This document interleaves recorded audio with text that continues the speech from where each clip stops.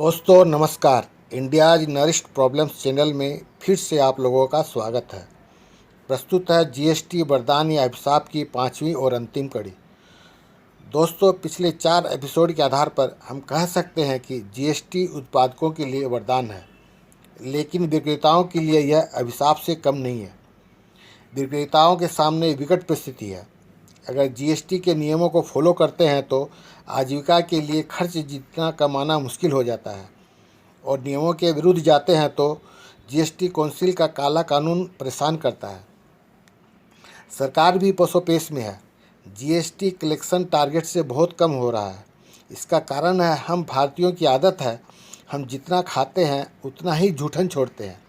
इसी प्रकार जितना जीएसटी में कलेक्शन होता है उतना ही एग्जेप्शन लिमिट और कंपोजिशन स्कीम के चलते जीएसटी की बर्बादी होती है, जैसा कि पिछले एपिसोड में बता चुका हूँ। इसका एक उदाहरण और भी है। हमारे देश में 6.5 लाख गांव हैं, जिनकी जनसंख्या 90 करोड़ के आसपास है। इन गांवों में लाखों दुकानें हैं जिनका जीएसटी से कोई लेना देना नहीं है। इन गांवों के दुकानदार पास के छोटे शहरों से व्यापार करते हैं। इन शहरों में भी व्यापारी, चाहे वह दुकानदार हो या उत्पादक, जीएसटी के कठिन नियमों के कारण 90% से ज़्यादा व्यापार कच्चे में करता है, यद्यपि इनकी बिक्री करोड़ों में होती है। इस प्रकार इन गांवों और छोटे शहरों से सरकार को जो टैक्स का पैसा मिलना चाहिए उसका अधिकांश हिस्सा बाढ़ के पानी की तरह बहकर बर्बाद हो जाता है या फिर कहीं अवांछित जगह जाकर जमा हो जाता है। और जिस प्रकार गर्मी आने पर लोग एक गिलास पानी के लिए तरसते हैं, ठीक उसी प्रकार सरकार ज़रूरत पड़ने पर एक एक पैसे के लिए तरसती है,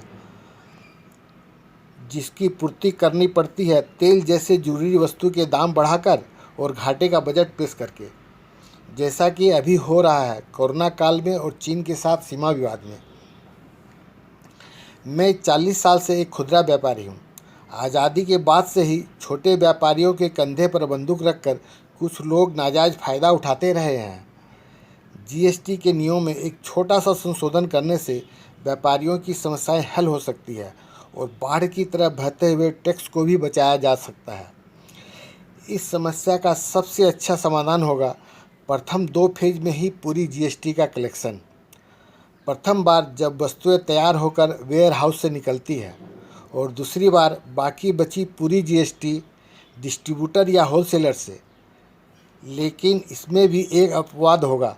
जो व्यापारी अंतर्राज्यीय व्यापार में संलग्न है, वह चाहे किसी भी फेज का हो, उसे जीएसटी में रजिस्ट्रेशन करवाना ही होगा।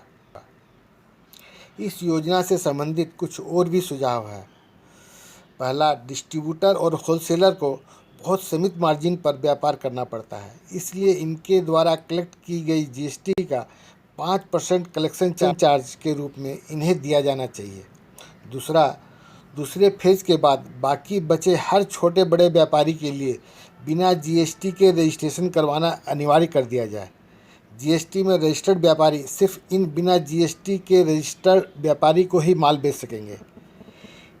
इन व्यापारियों की सालाना परचेजिंग 1 करोड़ होती है या फिर प्रिंट प्राइस और परचेजिंग प्राइस का अंतर 10 लाख से अधिक होता है तो इनको आईटीआर फाइल करना होगा।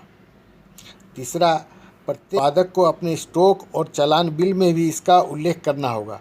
इससे यदि बिना बिल के माल पकड़ा जाता है तो उत्पादक के रिकॉर्ड से यह पता किया जा सकता है कि यह माल कब और किसे बेचा गया था। इससे असली मुजरिम को पकड़ा जा सकता है। वर्तमान में जिसके पास बिना बिल के माल पकड़ा जाता है, सिर्फ उसी पर कार्रवाई होती है। दोस्तों, इन नियमों को लागू किया जाता है तो टैक्स की चोरी का दायरा भी फर्स्ट फेज तक सीमित हो जाएगा, और यदि चोरी होती है तो जब तक माल उपभोक्ता के पास नहीं पहुंच जाता, पकड़े जाने का भय रहेगा। इन नियमों से खुदरा व्यापारियों को तो राहत मिलेगी ही, टैक्स कलेक्शन भी बढ़ेगा। अगर ऐसा हो पाता है तो सरकार way bill, input tax credit और रिटर्न फाइलिंग के कड़े नियमों में संशोधन करने के लिए तैयार हो सकती है, जो बड़े व्यापारियों और उत्पादकों को भी राहत देगा। इस तरह जीएसटी विक्रेताओं और सरकार के लिए भी वरदान साबित हो सकती है। आप लोगों को मेरा यह मैसेज पसंद आया हो तो लाइक का बटन दबाएं, और यदि त्रुटियां रह गई हो तो कमेंट्स में अवश्य लिखें। धन्यवाद।